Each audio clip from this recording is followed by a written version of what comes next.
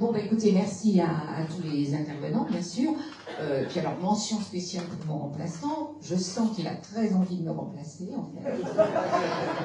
Coquinement, en tout cas, je ne m'attendais pas à de tels éloges. C'est fort gentil à lui. Et alors, comme j'avais pensé à lui, mais c'est à la fin du discours, donc là, je fais un teasing absolument terrible, bah vous verrez tout à l'heure qu'en fond, voilà, j'avais prévu quelque chose pour lui aussi, mais on ne s'est pas concerté. Donc c'est une véritable idylle qui est en train de naître entre nous deux, malgré la différence d'âge. Bon, alors donc c'est notre deuxième réunion publique. Donc à Conflans, lundi, j'ai évoqué des souvenirs de mon passé, en particulier de mon passé scolaire, qui faisait que Conflans m'était une ville familière, puisque j'y ai passé mes années collège. Et donc, c'était en même temps un peu politique, c'est-à-dire c'était un petit tacle à Nadia Hay, qui, comme vous le savez, est une parachutée, c'est-à-dire qu'elle vient de Trappes, en fait. Alors, les mauvaises langues disent qu'à Trappes, elle n'avait, paraît-il, aucune chance d'être élue, donc elle aurait débarqué dans notre circonscription, donc la pauvre se démène pour essayer de rattraper son retard sur la connaissance de la circonscription. Elle est normalement en réunion publique, elle aussi, à Verneuil, mais c'est extrêmement discret. Il n'y a aucune annonce sur les panneaux électoraux. Donc, je ne sais pas s'ils sont nombreux, en tout cas, certainement moins que nous, parce que nous, on est quand même très, très nombreux. Et je vous remercie. Et de qualité en plus. Alors, donc, à Conflans, c'était déjà un peu familier. Alors, que dire de Verneuil-Verneuil ? En fait, ici, je suis chez moi, en quelque sorte. Ces deux villes sont indissociables géographiquement, et puis elles sont aussi indissociables dans ma vie personnelle. En fond, c'est toute ma vie d'adulte qui se déroule entre Verneuil, enfin, je vais parfois un peu plus loin quand même, hein. Mais en tout cas, c'est vrai qu'il se passe beaucoup de choses ici. J'ai été nommée dans un collège à l'issue d'un concours, c'était les hasards de l'affectation. J'ai été nommée dans un collège qui est juste à côté. Maintenant, ce sont des immeubles, mais c'était un collège, une ancienne école, qui a été mon premier poste. Et donc voilà, le collège a bougé de place. Ensuite, il a été reconstruit en plus grand sur le plateau. Et moi, je suis passée sur le plateau avec lui. Bref, je ne l'ai jamais quitté. Je lui suis restée fidèle, même si ma vie professionnelle s'est partagée entre l'enseignement aux élèves et la formation des adultes. Donc, ce qui m'a fait beaucoup bouger. Et notamment, je connais tous les établissements de la 7e circonscription, sauf le dernier collège qui a été construit postérieurement et qui est le collège à l'autre bout de la Circo, qui est le collège de Gaillon-sur-Montion. Alors, j'ai croisé bien sûr beaucoup d'élèves, beaucoup de parents d'élèves, je les reconnais, les parents d'élèves, les élèves pas toujours, eux me reconnaissent en général aussi, hein. D'ailleurs, tout à l'heure en entrant, il y avait encore une ancienne élève, voilà. Donc, je ne suis pas tout à fait anonyme. J'ai trouvé à Vernouillet des amis très anciens. Il y en a un dans cette salle ici qui est un vieil ami de toujours. Et j'ai trouvé un mari, il est aussi dans la salle. Je ne vous dis pas qui c'est, mais voilà, il est là. Et je me suis installée, du coup, en m'étant donc mariée, je me suis installée à Verneuil, à côté, donc très près de mon collège, qui est un grand privilège, où nous avons élevé notre fils, qui a 30 ans. Donc, je vous dis ça parce que ça veut dire qu'on en a fait des rencontres dans Verneuil, au travers des sorties d'école, des sorties d'élèves, des goûters d'anniversaire, des activités sportives diverses et variées, et aussi de mes propres activités. Et puis, dans mes propres activités, il y a la candidature, enfin la participation aux élections municipales. Donc, ça a commencé en 1995. Ça s'est poursuivi à toutes les élections municipales. J'ai ici des collègues qui ont donc participé, Amandine, Tristan, qui ont été élus avec moi. Et donc, en 2014, j'ai pris la tête donc d'une liste, qui était une liste d'Union de la gauche, et donc qui s'appelait Vivre Verneuil autrement, et qui succédait à à Verneuil Rive Gauche. Et j'en profite parce que là aussi, ça évoque beaucoup de choses dans la salle. Beaucoup ont connu Verneuil-Rive-Gauche. Et j'en profite pour saluer Muriel Condolphe, qui a été la tête de liste de Verneuil-Rive-Gauche pendant très longtemps, qui est à Rennes aujourd'hui, et avec laquelle j'ai fait mes classes. Et croyez-moi que c'était une sacrée maîtresse de classe, parce qu'elle m'a beaucoup appris en politique. Donc voilà, ces deux villes ne me sont pas inconnues, à tel point d'ailleurs que ma famille refuse impérativement de faire le marché avec moi à Verneuil, parce qu'ils savent qu'ils en ont pour 2 heures, parce que je connais beaucoup de monde et en plus je suis très bavarde, donc du coup ils ne veulent plus venir avec moi. Sinon, je suis en politique, je suis membre du Parti Socialiste depuis la défaite de Lionel Jospin, parce que c'était absolument choquant de voir que la gauche était évincée du 2e tour. Et à cause de la désunion, en tout cas à cause d'une offre qui était énorme. Et beaucoup avaient dit au premier tour, avaient fait un peu la fine bouche au premier tour en disant je vais voter un petit peu plus ceci, un peu plus cela, parce qu'il faut quand même que Jospin soit bien conforté, mais je voterai pour lui au 2e tour. Mais il n'y a pas eu de 2e tour.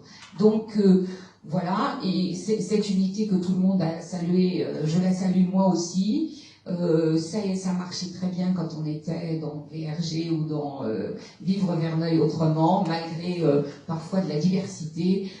Moi, je suis convaincue que la diversité est dans la société comme dans la nature une vraie richesse, et en plus, elle n'est pas du tout antinomique de l'union.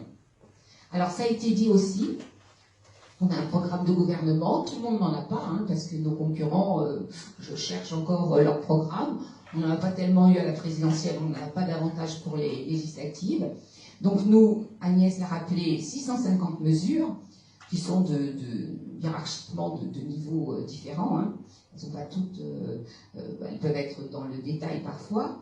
Et seulement pour une trentaine, donc pour cette trentaine, nous ne sommes pas d'accord, ce qui promet à l'Assemblée où nous allons être de longs débats, hein, travaux parlementaires pour, comme dit le texte, s'en remettre à la sagesse de l'Assemblée, discuter pour arriver à élaborer des lois qui nous satisfassent et qui vous représentent, vous qui aurez voté pour nous et qui nous auront portés à l'Assemblée. Je ne vais bien sûr pas décliner toutes ces mesures, d'abord parce qu'elles ont été déjà portées par la tribune, et vous pouvez les consulter en détail sur le site de la NUPES, et puis ce sera certainement l'occasion de questions aussi. Hein. À l'occasion de vos questions, ce sera le moment aussi de vous les rappeler. Donc j'ai donc choisi de ne vous parler que de ce dans quoi je m'investirai plus particulièrement. Le premier point, depuis 50 ans, nous avons vu tous nos services publics dégénérer, car ils étaient considérés comme coûtant trop cher. L'école, la justice, la police, la santé, et la santé dont l'importance est devenue encore plus une évidence, le service de santé, dont l'importance est devenue encore plus une évidence dans les 2 années qui viennent de s'écouler. À propos du secteur de santé, je dois dire que j'ai admiré, je ne sais pas si vous l'avez entendu, mais moi j'ai admiré le double saut périlleux, peut-être même le triple saut périlleux de notre président de la République, qui descend enfin de son Olympe, ça faisait longtemps qu'on ne l'avait pas vu, il est descendu, il revient un peu sur le terrain à l'occasion de ces élections pour constater la crise de l'hôpital. Quelle surprise! Pour ensuite confier une mission d'analyse à un expert indépendant, entre guillemets, puisque cet expert n'est autre que son conseiller santé pendant la campagne des présidentielles. Et cet expert a 1 mois pour dire ce qui ne va pas dans le secteur de la santé. Il a donc réussi à promettre des réformes, encore, hein, on en sort, mais tout quand même, et c'est là qu'est le saut périlleux, tout en se félicitant de l'excellent diagnostic qu'il avait lui-même posé en 2017. Donc, on ne peut que se demander qui a géré le pays depuis 2017. Moi, je dis quel talent, quel cynisme, quel mépris. Tous ces services publics me tiennent à cœur. Il en est de même pour les grands services publics des transports et de l'énergie. J'irai donc dans le sens, par mes votes en particulier, de leur présence partout dans le territoire, de leur efficacité, du respect de leur personnel et du service au plus grand nombre, notamment bien sûr aux classes populaires, puisqu'on a coutume de dire que les services publics sont le patrimoine de ceux qui n'en ont pas. Je favoriserai l'émergence d'un grand pôle public de l'énergie à une époque où, justement, il est trop question de privatiser tout cela. Je mettrai aussi toute ma volonté dans l'élaboration des lois qui remettront bien sûr de la justice sociale dans un monde où les politiques publiques libérales et les crises qui les accompagnent accroissent les inégalités. Ça a déjà été dit par Nicole, notamment, nous rétablirons un ISF évidemment. Et nous supprimerons la flat tax. Les dividendes ont augmenté de 15% depuis 2019. Nous créerons un impôt universel pour les multinationales. Parallèlement, à l'autre bout de la corde, puisqu'il y a les premiers de cordée, par définition les derniers, donc en bout de corde, nous mettrons en place une conférence sociale visant à augmenter les salaires, tendre vers l'égalité salariale parfaite entre les hommes et les femmes, et nous porterons le SMIC à 1 500 €. Tout ceci générera autant de cotisations sociales supplémentaires qui permettront de meilleures protections pour le monde du travail, qui permettra de rétablir le droit à la retraite à 60 ans. Nous protégerons les droits des travailleurs avec une attention particulière aux nouvelles formes du travail ubérisé. Et en urgence, dès cet été, nous ferons le blocage des prix et j'espère la gratuité pour les premiers kilowattheures et les premiers mètres cubes d'eau consommée. Mais, comme l'a dit alors longuement, donc je ne vais pas m'appesantir dessus, l'a dit de façon très précise Alexandre, bien sûr qu'il nous faut revivifier notre démocratie. On va le voir, on sait bien que de moins en moins les habitants se sentent représentés par leur personnel politique. Ils ne se reconnaissent pas dans les élections. Comme l'avait dit Nicole aussi, nous avons 13 listes. Hein. Donc il n'y a qu'un seul bulletin de gauche, mais il y a beaucoup de choix par ailleurs. Bon, bien sûr, c'est la démocratie. En même temps, j'ai le sentiment que pour beaucoup de la population, c'est très perturbant. Et ils ont envie de rompre avec tout ça. Nous avons fait l'union, ça a été dit plusieurs fois. J'espère qu'ils nous en sauront gré. La Ve République a 60 ans d'existence, elle doit évoluer, et pas seulement à la marche, ça a été rappelé. Donc personnellement, je m'investirai dans cette réforme constitutionnelle pour un Parlement plus représentatif avec le scrutin proportionnel, pour un président qui aura moins de pouvoir, et notamment en matière de nomination dans le secteur de la justice, et pour une démocratie plus vivante grâce à la participation citoyenne. Enfin, on ne peut pas tout dire, mais je ferai un axe principal de mon mandat dans la lutte pour la viabilité de notre planète au profit de notre jeunesse, pour la protection de la biodiversité et le bien-être animal. Il n'est pas acceptable de mon point de vue que certains jeunes aujourd'hui souffrent de ce qu'on appelle le syndrome d'éco-anxiété, en ayant le sentiment de ne pas avoir d'avenir sur notre planète, qu'elle sera inhospitalière bientôt. Et cela vient s'ajouter à la précarité qui les a touchés, par exemple, avec la réforme de l'assurance chômage.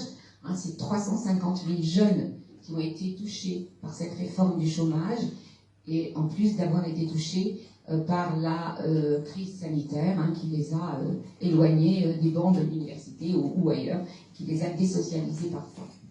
Nous garantirons à nos jeunes les moyens de poursuivre leurs études sereinement et de s'insérer dans la vie avec une allocation d'environ, c'est 1 063 €. Pourquoi on m'a demandé parfois pourquoi 1063 €? En fait, c'est le seuil de pauvreté. Alors, il est vrai que la planète souffre. Les îles Vanuatu, donc, qui paraissent comme un paradis, sont en fait actuellement ravagées par des cyclones, par de la sécheresse, et donc font un appel à l'aide au niveau international pour une législation et des aides financières très importantes. Il ne faut pas désespérer de la communauté internationale de ça. J'en veux pour preuve l'initiative qui avait été faite en Soudan, donc en 1988, par le commandant Cousteau, qui avait réussi à sauver l'Antarctique de l'exploitation minière en faisant une grande démarche auprès des institutions internationales, en emmenant des jeunes d'ailleurs. Hein. Et donc cette exploitation minière avait été rejetée pendant 50 ans. Donc il ne faudra pas rater le coche de ces 50 ans après 1988. J'appuierai tous les projets dans ce sens. Nous inscrirons la règle verte qui dit qu'il ne faut pas demander à la planète plus ce qu'elle ne peut produire, ce qu'elle ne peut régénérer. Et moi, j'œuvrerai pour aussi la règle bleue, c'est-à-dire la protection des océans. Mais avant de conclure, je voulais vous parler de 2 autres sujets. Alors ça, je n'en ai pas du tout parlé à Conflans. Alors simplement parce que nous sommes à côté de Triel. Et à Triel, il y a un UDA. Alors un UDA, c'est un hébergement d'urgence pour les demandeurs d'asile, donc qui abrite des migrants, dont s'occupent des associations d'alphabétisation et puis des associations d'accompagnement pour l'accès aux soins et l'accès aux droits, l'accès à leurs droits d'ailleurs, à ces migrants, droits qui sont souvent bafoués ou mis en œuvre avec une extrême lenteur. Alors un certain nombre de personnes qui œuvrent dans ces associations et qui m'ont dit me soutenir sont désolées, elles voulaient être là ce soir justement pour montrer leur soutien, mais comme il y avait une autre soirée programmée justement dans le cadre du soin et de l'attention et de l'accueil à ces migrants, elles sont allées ailleurs, mais je voulais leur dire donc qu'elles me trouveront à leur côté pour contrôler le futur gouvernement et ou légiférer et ainsi appliquer la partie du programme de la NUPES qui concerne la question des migrations. Et je relèverai 3 éléments dans la question des migrations, dans le programme de la NUPES par rapport aux migrations. L'inscription de la détresse environnementale comme cause reconnue des migrations. Hein, ce sera nouveau, on parle justement des migrations d'origine climatique. Hein. 2e axe, la réforme des accords du Touquet et de Dublin. Dublin, vous savez, c'est pour donc, le traitement administratif hein, des migrants et une amélioration des procédures d'accueil sur notre territoire, notamment avec la suppression du délit de solidarité, puisque toute personne qui aide un migrant en situation irrégulière est menacée donc de ce qu'on appelle un délit, qui s'appelle le délit de solidarité. Enfin, je voulais terminer en vous parlant d'autre chose, qui est le volet culture de notre programme. La culture qui discrimine socialement, la culture qui émancipe, on le sait tous, et la culture qui rapproche. Il se trouve que nous sommes dans une salle aujourd'hui et dans un bâtiment qui s'est longtemps appelé le centre socio-culturel du parc, le parc étant l'ensemble des bâtiments qui se trouvent ici, puisque c'était tout simplement dans le parc d'un château qui est un petit peu plus haut dans Vernouillet. Alors, ce bâtiment a été mis en place dans les années 60, au moment de la construction de ce quartier d'immeubles sociaux destinés à accueillir les ouvriers immigrés de l'industrie automobile. Les bailleurs sociaux relevaient alors, en construisant ce type de centre, relevaient alors le défi de l'éducation populaire. Ils prenaient même le relais de la paroisse, puisque c'était dans le cadre d'une association paroissiale avant que se déroulait tout un tas d'activités à destination de la jeunesse. Ici, on faisait autrefois de la poterie, on y apprenait la musique, le solfège, donc dans ce quartier qui était un quartier pas en difficulté à l'époque, mais en tout cas qui avait ce type de besoin. Donc l'approche sociale et l'approche culturelle se mêlaient pour le bien-être des individus et le mieux vivre ensemble. Donc comme je vous le disais, le programme de la NUPES est très ambitieux dans le domaine de la culture, avec notamment le projet de consacrer 1% du PIB de la France au domaine de la culture. Alors 1% du PIB de la France, c'est 25 milliards. Aujourd'hui, le budget de la culture, c'est 4 milliards. Alors, et faire avec ces 25 milliards, c'est vrai que c'est énorme, mais ce n'est qu'1% du PIB de la France, d'en faire un véritable service public de la culture, que je n'ai pas le temps évidemment de détailler ici. Il s'agira de rapprocher pour moi les diverses cultures, dont les cultures populaires. Nous sommes allés avec Alexandre à Chanteloup voir le Festival des cultures populaires qui a eu lieu il y a une dizaine de jours. Et puis cela m'évoque deux films, puisqu'on parle de culture. Moi j'aime beaucoup le cinéma. Donc deux films récents parlent de culture et du rapprochement possible entre différentes sortes de cultures. Le film le plus récent, que vous avez peut-être vu, c'est le film de Cédric Klapisch qui s'appelle Encore, autour de la danse. Hein. C'est une danseuse classique qui se blesse et qui retrouve le goût de la danse à travers les danses modernes. Et puis un autre film que moi j'ai vu l'été dernier, qui s'appelle Les Indes galantes. Je ne sais pas si vous l'avez vu. Alors Les Indes galantes, c'est le nom d'un opéra de Rameau. Et en fait, c'est une expérience très originale. Ça a été filmé sous forme d'un documentaire filmé, donc, enfin, un peu romancé, mais pas trop quand même, plutôt documentaire. Et c'est 30 danseurs de hip-hop, de breakdance, de crump et autres danses dont je ne vous parlerai pas parce que je ne m'y connais pas, qui participent, qui montent un spectacle d'opéra joué à l'opéra, sur une œuvre baroque, donc, de Jean-Philippe Rameau. Il danse, tandis que les chœurs classiques chantent. Et tout ce documentaire nous montre comment ces deux cultures, qui appartiennent à deux mondes, au fond, se rapprochent, finissent par se respecter et finissent par fusionner pour donner un magnifique spectacle. C'est une belle allégorie de notre société. La culture peut effacer les frontières. Alors, je conclurai ainsi. Allez voter, ne laissez pas les mains libres à Emmanuel Macron pour un quinquennat peut-être pire que le premier. Imposons-lui une cohabitation avec une majorité de gauche à l'Assemblée nationale. Et pour vraiment finir cette fois-ci avec un clin d'œil, avant de passer à vos questions, faisons en sorte que mon remplaçant devienne député, ce qui voudrait dire que je serai ministre, et bien sûr, ministre de la Culture. Je vous remercie.